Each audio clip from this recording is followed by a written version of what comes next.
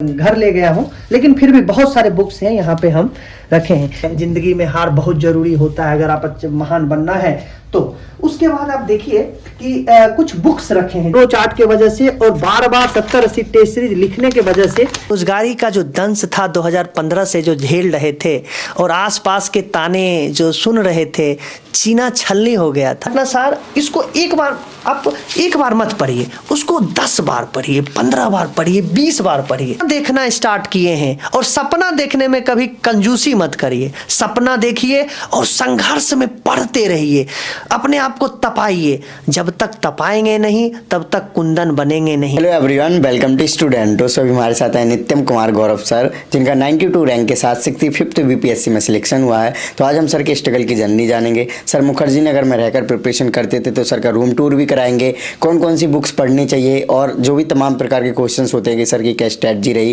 क्या time table follow किया, क्या मोटिवेशन रहा, इस वीडियो में कवर करेंगे। तो अभी तक आपने चैनल को सब्सक्राइब नहीं किया, चैनल को सब्सक्राइब कर लीजिए, इस वीडियो को लाइक करें एंड आपके जो भी क्वेरीज होते हैं आप हमें इंस्टाग्राम और फेसबुक पर मैसेज कर सकते हैं।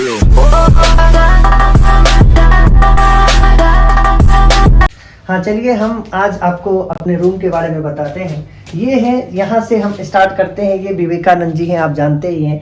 ये हर छात्र को मुझे लगता है कि इनसे प्रेरित होना चाहिए और होइए भी। और उसके बाद आप देखेंगे यहाँ के बाद ये हमारा बुक सेल्फ है। इसमें जितने भी महत्वपूर्ण बुक्स हैं, हालांकि मैंने बहुत बुक्स घर ले गया हूँ, लेकिन फिर भी बहुत सारे बुक्स हैं यहाँ पे हम रखे हैं। नीचे आप देखेंगे कि इसमें टेस्ट सीरीज है। जितने भी टेस्ट सीरीज हमने बीपीएससी 65th में मैंने लिखा है, ये सारे टेस्ट सीरीज हमने लगभग 70-80 टेस्ट सीरीज मेंस और जीएस के लिए हमने लिखा है। अब यहाँ पे आएंगे, ये हमारे आराध्य देव हैं और माता देवी हैं, जिनको हम आराधना करते हैं, पूजा करते हैं और यहाँ से दिन स्टार्ट करते हैं और इनसे आशीर्वाद लेते हैं और हम अपने आप को मोटिवेट करते हैं। उसके बाद एक हमारा ये बुक सेल्फ है, जिसमें भी बीपीएससी से संबंधित जितने भी बुक्स हैं, यूपीएससी संबंधित सारे हम यहाँ पे रखे हैं। और ये हमारा बुक सेल्फ है और ये मैप है, ये बिहार का मैप हम लगा रखे हैं। इसमें जितने भी महत्वपूर्ण पॉइंट होते हैं, इनसे हम अपने स्टडी को कवर करते हैं। उसके बाद यहाँ पे देखेंगे कुछ नॉवेल्स हैं जो पढ़ना चाहिए हर एक छात्र को। अपने आप को रिप्रेजेंट करने में बेहतर होता है, मोटिवेट करने में आसानी होती है। और ये बहुत सारे स्टिक्स हम लगा रखे हैं, यहाँ पे चिपका रखे हैं। ये क्या होता है, जब आप डिमोटिवेट होते हैं तो आप इनसे कुछ प्रेरित हो सकते हैं। शिक्षा का उद्देश्य क्या है, सेल्फ डिसिप्लिन किसको कहते हैं। उसके बाद हारना क्यों जरूरी है, जिंदगी में हार बहुत जरूरी होता है अगर आप महान बनना है तो। उसके बाद आप देखिए कि कुछ बुक्स रखे हैं। जैसे बहुत सारे छात्र का आता है कि आप कौन कौन सा बुक्स पढ़ते हैं, तो हम आपको बताएंगे कि हिस्ट्री का, ये मान लीजिए हम कुछ आपको शॉर्ट में बताते हैं। हिस्ट्री में ये देखिए आधुनिक हिस्ट्री है, आधुनिक इतिहास है। इसमें देखेंगे एक चीज को बार बार पढ़िए। लगभग हम इसको 10 बार 20 बार पढ़ चुके हैं। आप एक चीज को बार बार पढ़िए, जितना पढ़ेंगे उस आपके लिए उतना फायदेमंद होगा। इसको बार बार पढ़िए। और इसी में प्राचीन आता है, मध्यकालीन आता है, घटनासार का, उसको लीजिए। और बीपीएससी प्रीलिम्स के लिए ये रामबाण है, इतिहास के लिए। उसके बाद देखिए इसी का घटनासार का भी एक करंट आता है, इसको लीजिए, इसको जरूर पढ़िए। त्रैमासिक आता है, वार्षिक आता है, इसको पढ़िए। और सबसे महत्वपूर्ण हम मेंस में देखते हैं, तो मेंस में होता है आंसर राइटिंग। आपको कुछ नहीं करना है, टेस्ट सीरीज ज्वाइन नहीं करना है, अगर कर सकते हैं तो करिए। खुद से लिखिए, प्रीवियस ईयर का ले आइए, खुद से लिखिए। जैसे हमने आपको बताया 70-80 टेस्ट सीरीज लिखे। यहाँ पे कुछ हम आपको दिखाना चाहते हैं कि ये देखिए, ये टेस्ट सीरीज है, हमने खुद लिखा है। और ये देखिए कि टेस्ट सीरीज में फ्लो चार्ट होना कितना जरूरी है। आपका हिंदी मीडियम में मेरा 92 रैंक आया है, आप कह सकते हैं कि बहुत ही सम्मानजनक रैंक है। और इसी के वजह से, ये फ्लो चार्ट के वजह से और बार बार 70-80 टेस्ट सीरीज लिखने के वजह से ये हमें आया है। बहुत पुराना हो गया है तो थोड़ा सा इसमें। उसके बाद देखिए ये हमारा ऑप्शनल का टेस्ट सीरीज, आपको एक टेस्ट सीरीज आपको दिखाते हैं कि कैसे हम लिखते हैं। ये देखिए, आपका राइटिंग भी अच्छा होना चाहिए, शुद्ध होना चाहिए और पूरा डायग्राम के साथ, हर चीज में डायग्राम होना चाहिए। ये आपकी अभिव्यक्ति को दिखाएगा और बहुत ही प्रभावशाली होगा। कहते हैं ना कि जितना भी अच्छा डायग्राम होगा उतना आप अच्छे तरीके से उसको रिप्रेजेंट कर पाएंगे। और दूसरा देखेंगे कि हर चीज का नोट्स बनाने की कोशिश करिए। जैसे मेरा देखेंगे कि हम हर चीज को नोट्स में उसको बना रखे हैं, जो आपको प्रीलिम्स के लिए, मेंस के लिए बहुत ही आपके लिए वो काम आएगा। लास्ट टाइम में आप उसको रिप्रेजेंट करने में आसानी। अब अगर आप हिंदू देखेंगे, हिंदू का भी नोट्स बना सकते हैं, आपको मेंस में बहुत ही फायदेमंद होगा। हर एक टॉपिक का नोट्स बनाए, जैसे ऑपरेशन ग्रीन को कैसे प्रभावकारी बनाया जाए, इसमें हमने जितने भी हिंदू न्यूज़पेपर है, इंडियन एक्सप्रेस, सबको मैंने एक जगह कंपाइल किया। इसी प्रकार वर्तमान में भारत की एनीमिक विकास दर क्या है, कैसे है, जितना भी जीडीपी ग्रोथ जो भी है सबको एक जगह रिप्रेजेंट करके आप यहाँ पे रख सकते हैं। और ये है, और यहाँ पे आप देखेंगे कि यहाँ पे हम भगवान बुद्ध हैं, इनसे हम बहुत ही प्रेरित होते हैं। और ये हम अपना एक दो अपने आप को ज़्यादा मोटिवेट करने के लिए हम अपना ही फोटो लगा रखे हैं। ये हमारा मानचित्र है, भारत का मानचित्र, ये वर्ल्ड का मानचित्र है। और ये जो है, ये हमें सिलेक्शन के बाद कुछ गणमान्यों के द्वारा मुझे सम्मानित किया गया था। ये गुलदस्ते हैं और यही हमारा 6x6 का रूम है, जिसमें एक मुखर्जी नगर के इस घनी गलियों में छात्र आते हैं, या तो अपना जिंदगी बर्बाद कर देते हैं, या तो जिंदगी ऐसे बदल देते हैं कि पीढ़ियां याद करती है। यही रूम है, और आप लोग भी प्रेरित होइए और संघर्ष करना सीखिए। सबसे पहले आप अपना नाम और एजुकेशन बैकग्राउंड बताइए।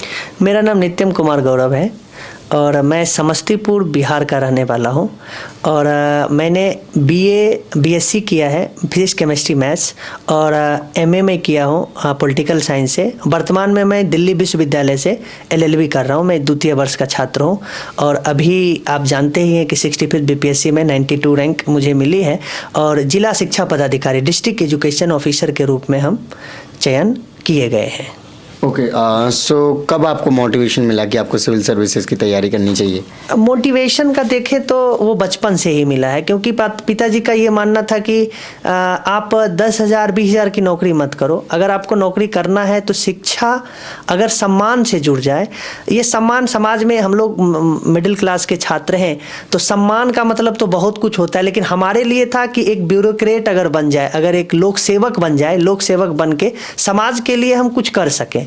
इसके लिए मेरे पास एक ही ऑप्शन था, उनका भी यही मानना था कि अगर आप सिविल सेवक बनते हो, चाहे कोई भी सिविल सेवक में कोई भी पोस्ट हो, अगर जनता के लिए कुछ कर पाते हो तो यही शिक्षा और यही हमारा सम्मान होगा। तो बचपन से ही हम सोच रहे थे कि हम सिविल सेवक बनेंगे, और इसके लिए मेरे पास अपॉर्चुनिटी नहीं था। लेकिन जब जैसे जैसे हम ग्रो अप होते गए, वैसे वैसे हमने अपने आप को उस रूप में ढाला, और उसी का आज नतीजा हुआ कि हम यहाँ पे आज आपके सामने हैं। ओके, सो जब आपने देखा कि आपका रिजल्ट आया और आपका सिलेक्शन हो गया, तो उस टाइम क्या रिएक्शन था? उस समय तो मुझे लगा कि कहते हैं ना कि जिंदा मोक्ष मिलना बहुत ही दुनिया में टफ है, लेकिन उस समय ऐसा लगता है क्योंकि बेरोजगारी का जो दंश था 2015 से जो झेल रहे थे, और आसपास के ताने जो सुन रहे थे, सीना छलनी हो गया था। लेकिन जब ऐसा सुने तो बाग बाग हो गए और इतना अभिभूत हो गए, और ईश्वर को धन्यवाद दिए कि हे ईश्वर, हमारे जैसे पवित्र अगर कोई ध्येय के साथ अगर कोई काम कर रहा है, स्ट्रगल कर रहा है, तो उन पे हमारे जैसे ही कृपा बना के रखी। हम बहुत ही खुश हुए। ओके, सो जर्नी के बारे में बताइए कि आपने कौन से एग्जाम कब दिया, उसका क्या रिजल्ट रहा, क्योंकि ये आपका 3rd अटेम्प्ट था। जी, अगर यहाँ पे देखें तो 2015 में हम यहाँ पे आए। सबसे पहले हमारा जोश था कि होता है ना, स्टार्टिंग में आते हैं जोश होता, फर्स्ट अटेम्प्ट में यूपीएससी क्रैक करेंगे। हम भी उसी छात्र में थे और हिंदी मीडियम के थे।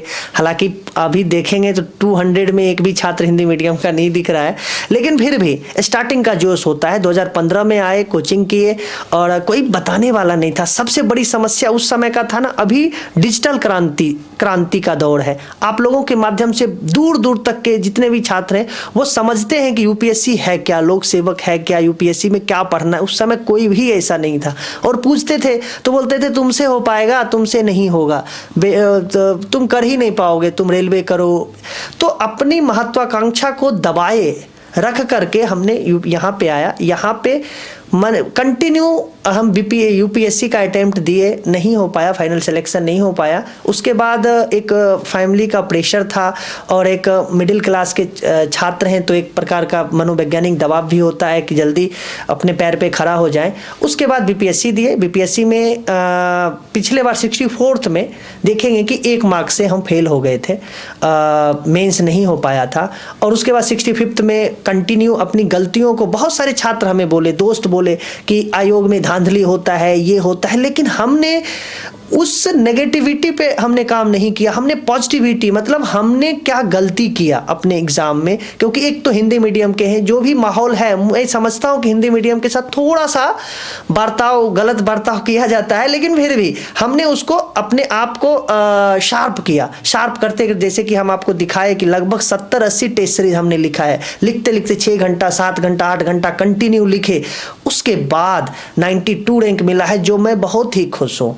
और यही मेरा जर्नी है, और मैं कोशिश करूँगा अभी कि अगर यही जोश कंटिन्यू रहा, मेंटेन रहा, फ्यूचर में कुछ कह नहीं सकते हैं, लेकिन लगे हुए हैं कि यूपीएससी में भी हम अपने आप को बेहतर तरीके से रिप्रेजेंट कर पाए। Right, okay. सो अपनी स्ट्रेटजी के बारे में बताइए कि आप क्या स्ट्रेटजी बनाते हो पढ़ने के लिए? जी देखिए, स्ट्रेटजी में क्या होता है ना कि स्टार्टिंग में हमें कुछ समझ में नहीं आता है, तो वो सबके साथ होता है। जैसे हम लोग पढ़ते थे लाइब्रेरी में, तो आप देखेंगे कि कोई भी बच्चा यहाँ जितना जो भी बच्चा आता है, खाना पीना सब कुछ छोड़ के इस आप रूम जो दिखाए आपको, ये 6x6 रूम में अपने आप को गला देता है, बर्बाद कर देता है। लेकिन पढ़ने के क्षेत्र में देखेंगे तो वो 15 घंटा 16 घंटा लाइब्रेरी में पढ़ता है, या बहुत लोग रूम में भी पढ़ते हैं 15-16 घंटा, लेकिन उसको डायरेक्शन लेस होता है। उसी रूप में हम भी डायरेक्शन लेस थे, मतलब कहते हैं ना आंख बंद करके रोड पे दौड़ना। तो उसमें क्या होता है, आप गिरते हैं, क्योंकि आपको पता, क्योंकि कोई धरोहर नहीं है ना, हमारे दादा पिताजी या कोई भी सिविल सेवा में है नहीं, और हमें कोई ऐसा कोई है भी नहीं जिससे हम गाइडेंस ले सके। तो स्ट्रेटजी ये होता है कि पहले अगर गाइडेंस नहीं मिलता है, हालांकि आप लोगों के माध्यम से तो बहुत लोगों को अभी पता हो रहा है कि क्या पढ़ना है नहीं पढ़ना है, लेकिन हम अपना बता रहे हैं। स्टार्टिंग में कोई गाइडेंस नहीं था, 15-16 घंटा हमने पढ़ा, लेकिन कंटिन्यू फेल किया। दुख की बात यह है 15-16 घंटा पढ़ने के बावजूद भी फेल किया। जब हम फेल किए ना, तब समझ में आया कि क्या पढ़ना है क्या छोड़ना है। उसके बाद आप अगर 10-12 घंटा कंटिन्यू पढ़ते हैं, जैसे हम यूपीएससी तो क्रैक नहीं कर पाए, तो उसके बारे में बोलना छोटी मुंह बड़ी बात होगी, हम पीसीएस के बारे में बताते हैं। पीसीएस में देखिए, पीटी में आप जैसे घटनासार, जैसे हम आपको दिखाए कि ये घटनासार है, ये घटनासार, इसको एक बार मत पढ़िए, उसको 10 बार पढ़िए, 15 बार पढ़िए, 20 बार पढ़िए। एक चीज को कंटिन्यू पढ़ते रहिए। अगर आप कंटिन्यू पढ़ेंगे ना, तो हम पढ़ने का मतलब ये नहीं है ना कि हम कितना पढ़ लिए हैं। पढ़ने का मतलब हमारा लक्ष्य होता है कि हम एग्जाम को क्रैक करें। 150 क्वेश्चन है, आपके साथ कितना समस्या है, आपके पास कोई धरोहर नहीं है, बताने वाला नहीं है, पैसा नहीं है, वहां फर्क नहीं पड़ता है। फर्क ये पड़ता है कि आप 150 क्वेश्चन में जो कट ऑफ है 108 नंबर 10 नंबर, उसको क्रॉस करते हैं या नहीं करते हैं। तो एग्जाम ओरिएंटेड पढ़िए, प्रीवियस ईयर क्वेश्चन लीजिए, प्रीवियस ईयर क्वेश्चन को कंटिन्यू देखिए, क्योंकि आपको बताने वाला कोई नहीं है, ये ध्यान रखिए। और हम भी बता रहे हैं ना, तो आपको ऐसा नहीं होना चाहिए कि हम सीख गए। जब तक गलती करेंगे नहीं सीखेंगे नहीं, लेकिन कोई नहीं, आप कंटिन्यू करिए, और हम भी ऐसे ही किए। मेंस में एक बार जब पीटी हो गया, तो मुझे लगा कि मेंस तो इतना आसान है, क्योंकि मेरा ऑप्शनल देखेंगे तो मैथिली साहित्य है। तो मेंस में हम फेल हो गए, ऑप्शनल की वजह से फेल हो गए, क्योंकि कभी कभार ओवर कॉन्फिडेंट नहीं होना चाहिए। जैसे हम बताएं कि 64th में हमने लगभग 10-15 टेस्ट सीरीज ही मैंने लिखा था, लेकिन जब हम फेल हुए तब मुझे पता चला कि हम फेल क्यों हुए। अब हम नेगेटिविटी को छोड़ते हुए अपनी कमियां को हमने पहचाना और कंटिन्यू राइटिंग किया, फ्लो चार्ट के माध्यम से राइटिंग किया। उसका परिणाम ये हुआ कि टॉप 100 में हम आए हैं। हिंदी मीडियम में टॉप 100 में आना मैं समझता हूं मेरे लिए सम्मानजनक है। और आप मैथिली साहित्य में देखेंगे तो मैथिली साहित्य में भी 184 मार्क्स लाए हैं। मैथिली साहित्य का सबसे ज्यादा मार्क्स हमने इस बार हम यहाँ पे लाए हैं। इंटरव्यू में देखेंगे तो इंटरव्यू में क्या होता है कि इंटरव्यू में भी कोई गाइड करने वाला नहीं होता है, लेकिन आपका जो संघर्ष है ना, अगर संघर्ष कंटिन्यू करते रहेंगे और अपनी सच्चाई को वहां रिप्रेजेंट करेंगे, बोलने के लिए आप कोशिश करिए। बोलने में एक बात याद आ जाती है, क्योंकि हम स्टार्ट किए थे संस्कार सिविल सर्विस नाम से एक चैनल, उसने हमारी अभिव्यक्ति को और ज्यादा शार्प किया। तो अगर आप रिप्रेजेंट कॉन्फिडेंटली करते हैं तो ये आपकी सफलता में एक अहम कारक होगा। तो ये हमारा स्ट्रेटजी रहा। 10 घंटा 12 घंटा कंटिन्यू पढ़ते हैं।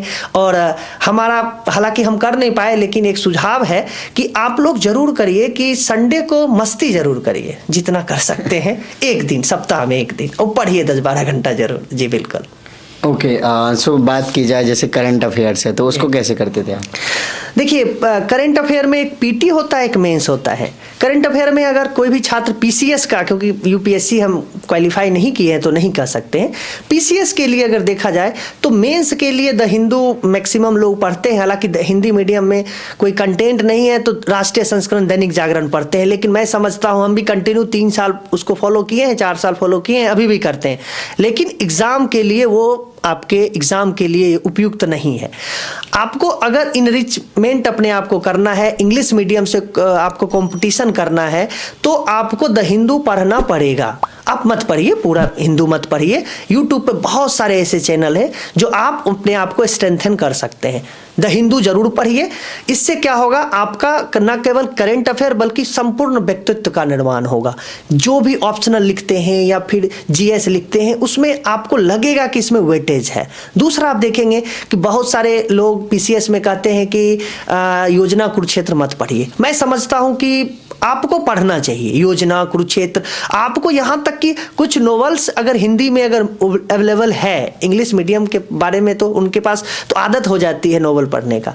कुछ भी नॉवेल है तो उसको पढ़िए। उससे क्या होगा कि आप आंसर को वहां पे यूटिलाइज कर सकते हैं, उसका थॉट को वहां पे रख सकते हैं। ये क्या होगा, दूसरे से अलग बनाता है, तभी आपको मार्क्स देगा। नहीं तो भीड़ में आपको 15-14 नंबर मार्क्स दे देगा, जिसके वजह से आप फेल कर जाएंगे।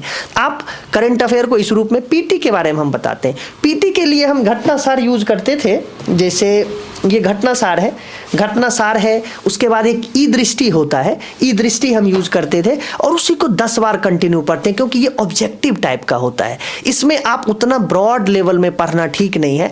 मेंस के लिए आप वो पढ़िए और पीटी के लिए या आप पढ़ सकते हैं तो प्रतियोगिता दर्पण मंथली आप पढ़ सकते हैं। लेकिन इसमें 3 मास से 3 मास का आता है, 6 महीने का आता है। इसको बार बार कंटिन्यू पढ़ते रहिए, आपका उससे हो जाएगा, पीटी हो जाएगा। और हिंदू पढ़ रहे हैं उससे मेंस और इंटरव्यू दोनों हो जाएगा जी। ओके, सो जैसे कि आपने 3 टाइम अटेम्प्ट दिए हैं तो क्या आपको लगी कमियां कि ये कमियां हो रही थी बार बार, जैसे कि आपने कुछ बताया भी है उसके बारे में? देखिए, फर्स्ट अटेम्प्ट में हम देखते हैं कि बहुत सारे छात्र, हम भी वैसे ही किए हैं, अपने बारे में अपने को रिलेट करके बता रहे हैं। बहुत से सारे छात्र क्या करते हैं कि वो टेस्ट सीरीज लिखते हैं, टेस्ट सीरीज देते हैं पीटी के लिए। वो अब चाहते हैं कि अपने आप को मूल्यांकन कर सके, लेकिन उनका मानना गलत है। क्योंकि आप मार्केट में कह सकते हैं तथाकथित मार्केट में क्या है ना, ये आपको मूल्यांकन करने के लिए मार्केट नहीं है। ये बाजारवादी संस्कृति वो कैसे चाहता है कि आप उसके ट्रैप में फंसिए। वो उनके पास टीम भी नहीं होता है कि पीटी का क्या स्टैंडर्ड है। अब हम क्या करते हैं, उसके वजह से उसमें फंस जाते हैं। 10 टेस्ट सीरीज, 20 टेस्ट, हमने भी, नाम तो नहीं लेंगे किसी कोचिंग इंस्टीट्यूट का, लेकिन फिर भी हमने, जब हम फर्स्ट टाइम दिए थे बीपीएससी का, उसमें हमने लगभग 10-15 टेस्ट सीरीज रट मारे थे, जो हमारा स्ट्रेटजी बिल्कुल गलत था। आप उसको मत पढ़िए। आपको पढ़ना है तो प्रीवियस ईयर क्वेश्चन को 50 बार पढ़िए, रट लीजिए। घटना चक्र है आपका, घटना चक्र को रट लीजिए, तो आपका क्या होगा, आपको पता चल जाएगा क्या पढ़ना है, नहीं पढ़ना है। अगर ये पढ़ेंगे ना तो आपको पता चलेगा। आप अगर लुसेंट ही पढ़ रहे हैं या कुछ भी पढ़ रहे हैं या घटनासार हम आपको बताए ये पढ़ रहे हैं, तो आपको पता चलेगा इसको लेना है, इसको छोड़ देना है। तो सबसे पहले पीटी के लिए ये था। और हमारा इस टेस्ट सीरीज के वजह से हमने व्यक्तिगत रूप से, मैं ये स्वीकारता हूं कि मैंने फेल किया प्रीलिम्स का, यूपीएससी का नहीं, बीपीएससी के बारे में। यूपीएससी के लिए तो बहुत जरूरी है, जो मैं अभी फॉलो भी करता हूं। लेकिन पीसीएस में क्या हो ना, कोई टीम है ही नहीं। पूरा मार्केट में देख लीजिए, बिल्कुल स्टैंडर्ड नहीं है। मेंस के लिए मैंने पीटी में इसीलिए फेल किया। दूसरा, पीटी में एक और हमने देखा कि क्या होता है ना, जब बच्चे पढ़ लेते हैं ना तो ओवर कॉन्फिडेंट हो जाते हैं। मैं समझता हूं कि आप ओवर कॉन्फिडेंट मत होइए, शांति से अपनी क्षमता को ये समझिए। पॉजिटिव एक होता है कॉन्फिडेंस, एक होता है ओवर कॉन्फिडेंस। जब आप सकारात्मक होते हैं और अपने प्रति एकदम पूरा स्वस्थ होते हैं, वो कॉन्फिडेंट है। जब ये सोचते हैं अरे यार ये एग्जाम तो हम कर ही लेंगे, तो फिर आप समझ लीजिए कोई भी एग्जाम चाहे आप रेलवे ग्रुप डी का भी दे तो वो छोटा नहीं है।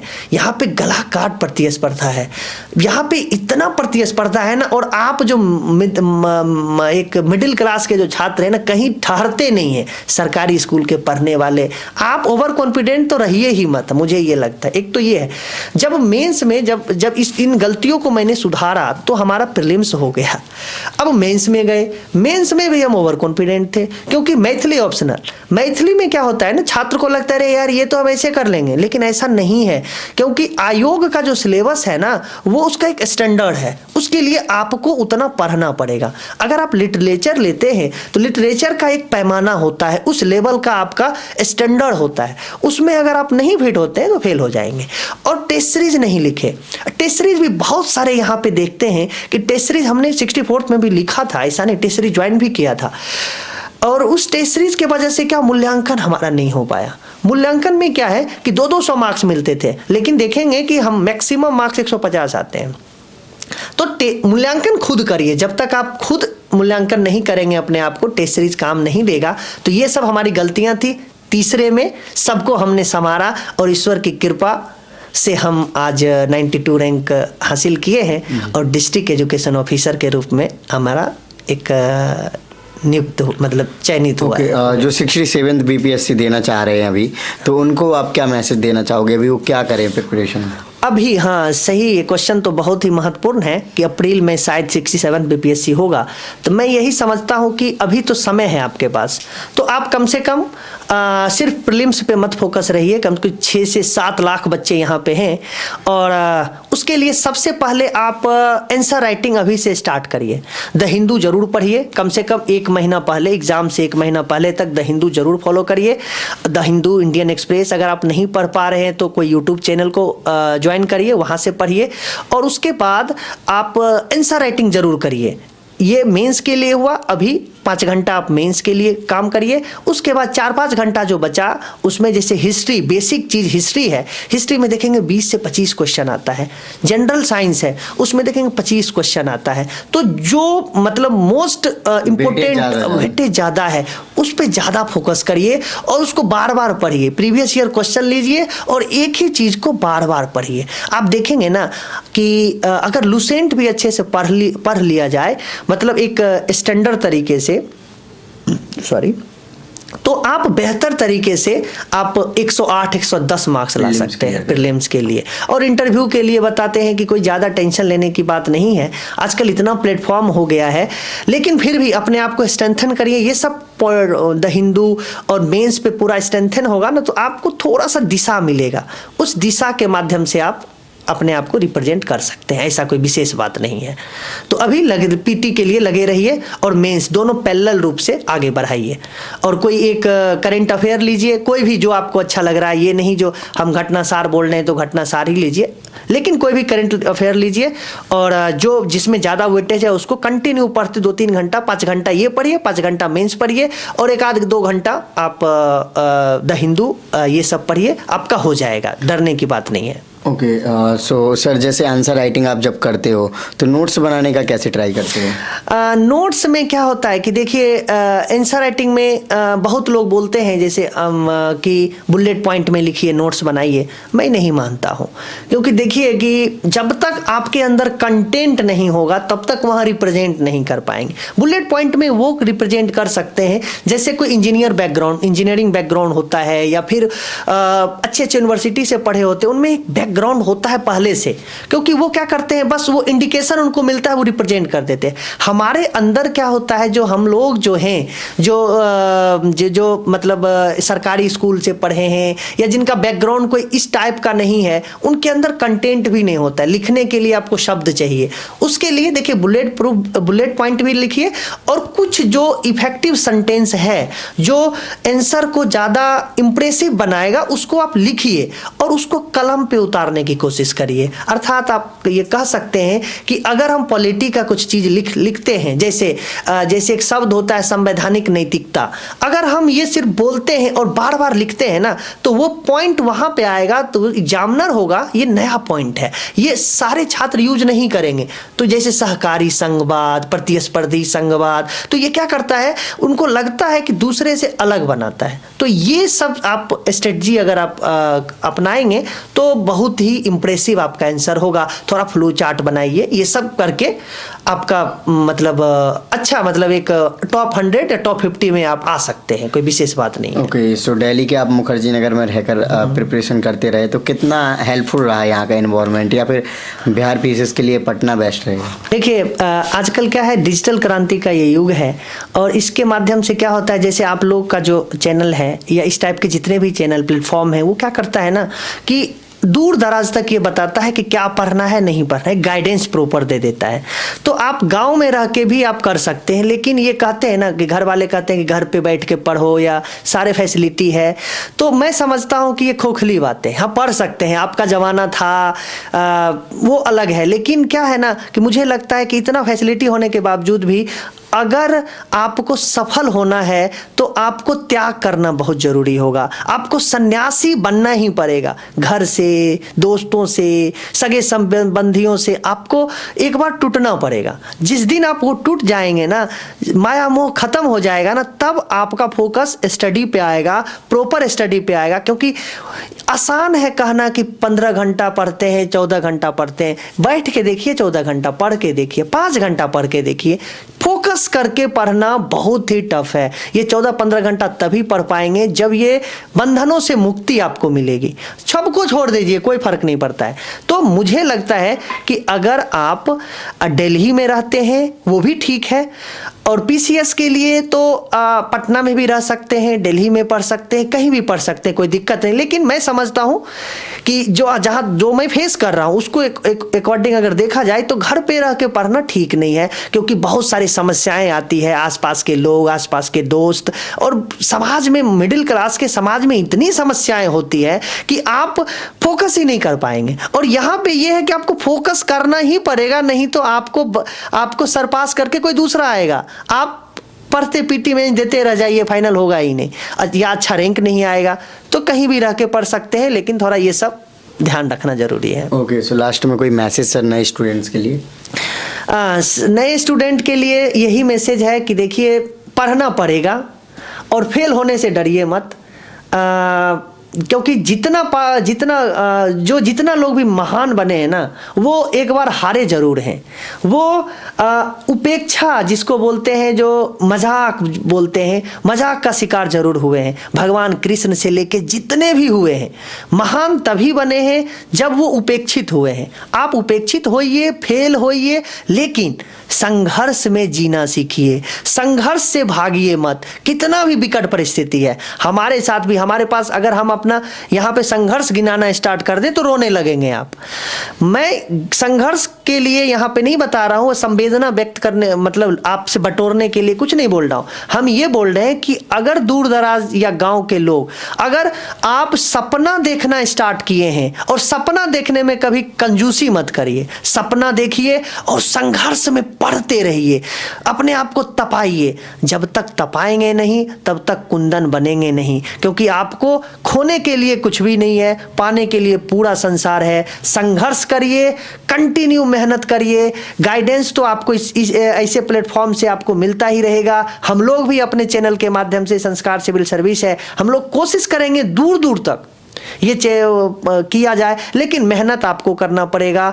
और पॉजिटिव रहिए, मम्मी पापा पे विश्वास करिए, ईश्वर पे विश्वास रखिए। आपको जरूर सफलता मिलेगी। यही हमारा मैसेज है। Okay, so thank you so much sir for your lovely message. So guys, आपने देखा सर ने अपनी जर्नी के बारे में आपको साथ डिटेल में शेयर किया, और जो सर का चैनल है संस्कार सिविल सर्विसेज, उसका लिंक जो है वो वीडियो के डिस्क्रिप्शन में मिल जाएगा। सो आई होप आपको वीडियो अच्छी लगी होगी, तो इस वीडियो को लाइक करें। अभी तक अपने चैनल को सब्सक्राइब नहीं किया तो चैनल को सब्सक्राइब कर लीजिए। एंड आपके जो भी क्वेरीज होते हैं आप हमें इंस्टाग्राम एंड फेसबुक पर मैसेज कर सकते हैं। इन सभी के लिंक वीडियो के डिस्क्रिप्शन में। जय हिंद, जय, बहुत बहुत